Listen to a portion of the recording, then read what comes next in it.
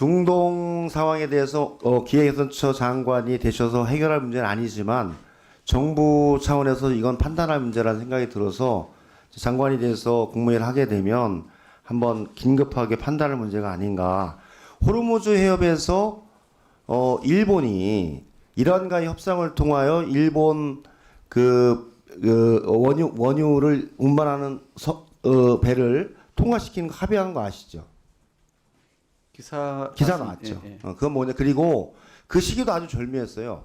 다카이치와 트럼프가 미국에서 정상회담을 하던 시기가 아니라 끝나고 일본에 복귀해서 그 발표가 나왔더라고요. 즉 일본은 미국과의 관계 똑같아요. 제가 보기엔 주한미군이 주둔하고 있고 우리도 주한미군이 주둔하고 있고 그 상황에서 그런 선택과 결정을 하는데 대단히 어렵지만 두 가지의 길을 다 고민했다고 저는 봅니다. 그래서 저는 이거 대통령실의 뭐 안보실이나 여러 가지 부분에서 관여하고 진행을 했겠지만 이런 문제 있을 때 우리가 어떻게 결정하고 판단할 것인가 아마 대단히 국익에 중요한 것 같아요. 그래서 한번 논의를 해주실 걸 부탁드립니다. 네, 알겠습니다. 네, 제가 성장률 관련해서 말씀을 드렸는데요. 표를 보시면 잠재 성장률이 화면이 안 뜨네요. 표 주세요. 떴네요. 잠재 성장률이 보시면 2040년대 0% 내외예요. 그런데 잠재 성장률을 이끌어낼 수 있는 것 중에 노동 투입 이 부분은 사실 우리가 저출산이고 인구 소멸이기 때문에 현실적으로 되게 어려운 문제입니다.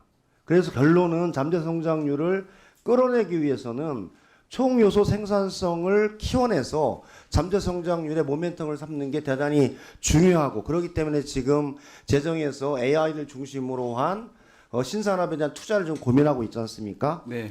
그런데 실제로 이제 올해 예산을 보면 각 부처 예산에 AI와 AX가 붙은 예산이 많이 올라올 거예요. 실제로 그것이 신성장 동력 산업으로 AI 대전환에 필요한 사업인지 아니면 예산을 받기 위한 사업인지가 불분명한 경우가 많을 거예요. 그래서 제가 보기엔 후보자로서 이후에 그 선택과 집중을 좀 분명히 할 필요가 있다. 이런 말씀을 드리고요. 네. PPT 하나 더 넘겨주시면 선진국의 재정 지출 상황을 보면 이 표를 보듯이 팬데믹 시기에 재정 지출이 급격히 늘었다가 조정이 됐어요. 그런데 실제로는 조정이 됐다가 다시 올라가고 있어요. 그 이유는 재정 지출에 대한 부분들이 새로운 그 산업의 전환 시기 속에서 민간 회사나 일반 회사가 모험적 투자를 하기에는 그 작은 나라는 쉽지 않기 때문에 정부 지출이 필요한 시기로 가고 있다는 겁니다. 미국의 대형 투자 회사나 AI를 중심으로 한 회사를 제외하고는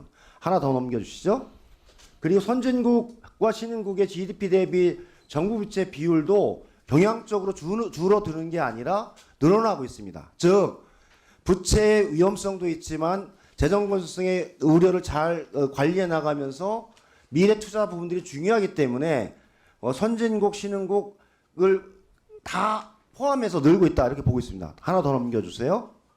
그러면서 OECD에서도 EU에서도 연도별 재정 규칙 3% 준수 여부에 대해서 대단히 잘 지키다가 팬데믹 이후에 사실은 깨졌고 절반 이상의 국가는 현재 준수하지 못하고 있습니다. 사실 상황과 조건이 상당히 바뀌었다. 그래서 재정 건전성을 지키는 것이 금과 옥조는 아니다라고 보는 거죠. 재정 건전성을 지키는 투자가 필요한 시기라고 지금 보고 있기 때문에 EU에서도 이 문제에 대한 판단들을 국가적으로 하고 있지 않나 해서 기획개선처 장관이 이런 부분들을 잘 살펴보시고 우리나라가 어떻게 재정 준칙과 재정 건전성을 지켜나가면서 미래 산업과 미래 먹거리를 준비할 것인가, 성장의 축을 만들 것인가를 판단해 주셨으면 좋겠습니다.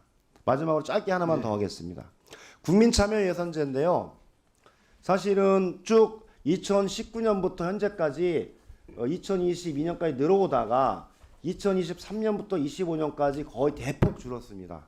그리고 올해 예산에서도 조금 올라갈 줄 알았는데 한 150억 정도밖에 편성되지 않았어요. 즉 참여 예산제가 가지고 있는 의미가 있고 또 국민들이 바라는 예산 중에 직접 참여하면서 만들어갈 수 있는 기회와 노력과 참여가 필요한데 확 줄여버렸기 때문에 우리 정부에서는 이 문제에 관해서 좀 더 고민해 보시고 너무 150%는 너무 소폭으로 제가 보기엔 진행하는 것 같아요. 한마디로 방역에서 편성하는 예산보다도 한마디 서울시나 경기도에서 편성하는 예산보다 작습니다.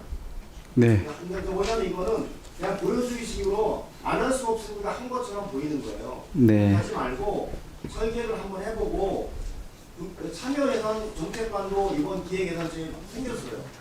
아시죠? 총회장님. 네. 있어요.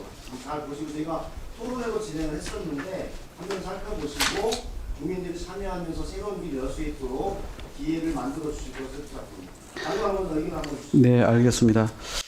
AI 또 AX 관련된 산업 활성화를 위해서 많은 투자를 하고 있는데 맞습니다. 이제 작년 대비 3배 가량, 그러니까 작년이 3.3조라면 올해가 이제 9.9조 정도 예산에 편성되어 있는데 앞으로 당연히 더 늘어날 전망이죠. 이 과정에서 이 효율이 떨어지거나 또는 중복되는 사업에서 철저히 걸러내야 한다 생각합니다. 그런 부분을 유념하고 임하겠습니다. 그래서 선택과 집중을 하겠다는 취지 말씀드리겠고요. 그다음에 이 신성장 동력을 확보하기 위해서 적기에 재정 지출을 해야 한다라고 하는 것, 또 전략적으로 투자해야 한다는 것에 대해서 아까 이미 말씀드린 바가 있습니다. 그리고 국민참여예산제 관련해서 좀 규모를 확대할 필요가 있겠다.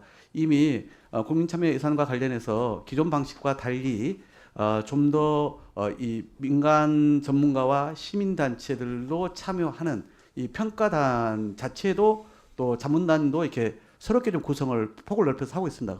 거기에 걸맞게끔 사업의 질뿐만 아니라 당연히 그 규모도 넓혀나가는 방향으로 이렇게 짜는 것이 옳다고 생각합니다.